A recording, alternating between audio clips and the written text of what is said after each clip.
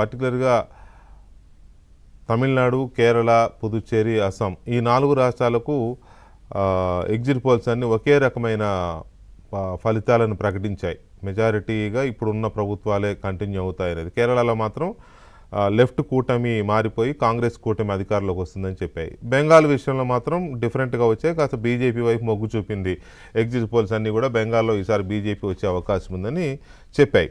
అయితే తమిళనాడులో ఆసక్తికరమైన ఇది ఉండింది ఈసారి. ఎందుకంటే అక్కడ హీరో దళపతిగా చెప్పుకునే హీరో విజయ్ అక్కడ కొత్త పార్టీ టీవీకేగా పెట్టి ఆయన ఎలక్షన్స్లో రాజకీయంగా రంగప్రవేశం చేయడం, ఎలక్షన్స్లో అన్ని నియోజకవర్గాలను పోటీ చేయడం, తన కొత్త సిద్ధాంతాన్ని తీసుకొని ఎవరు ఎంత ఒత్తిళ్లకు గురి చేసినా లొంగకుండా తన సొంత ఎజెండాతో ముందుకెళ్ళడం ఇవన్నీ చూసాం మనం.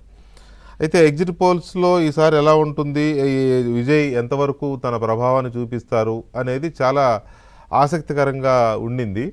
విజయ్ తనంతట తానుగా ఇచ్చేయకపోయినా ప్రభుత్వ వ్యతిరేక ఓటుని చీల్చడం ద్వారా డిఎంకేకి లాభం జరుగుతుంది అని చెప్పి చాలామంది అంచనా వేశారు. అలాగే లేదు విజయ్ తన ప్రభావాన్ని చూపుతాడని కొంతమంది అన్నారు.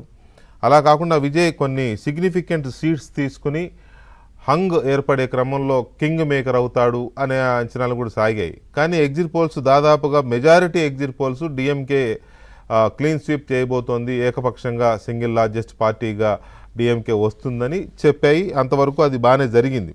కానీ సడన్గా ఒక సంస్థ ఇచ్చిన సర్వే, అది కూడా కొంచెం నేమున్న సంస్థ, అది ఎప్పుడూ చేస్తున్న సంస్థ, యాక్సిస్ మై ఇండియా, ఈ సంస్థ ఇచ్చిన దాంట్లో డిఎంకేకి 92 నుంచి 110 సీట్లు వస్తాయని, అన్నా డిఎంకేకి 22 నుంచి 23 సీట్లు వస్తాయని, టీవీకే అంటే విజయ్ పార్టీకి 98 నుంచి 120 సీట్లు వస్తాయని చెప్పింది. అక్కడ కావాల్సింది 118, అధికారంలోకి రావడానికి కావాల్సింది 118. అయితే 120 సీట్లు వస్తాయనేది ఆ సంస్థ ఇచ్చింది. అంటే విజయ్ ప్రభుత్వాన్ని ఏర్పాటు చేసే అవకాశం ఉంది, లేదా ప్రభుత్వం ఏర్పాటు చేయడానికి దగ్గర దాకా వస్తాడు అనే అంచనాలతో ఆ సంస్థ సర్వే ఇచ్చింది.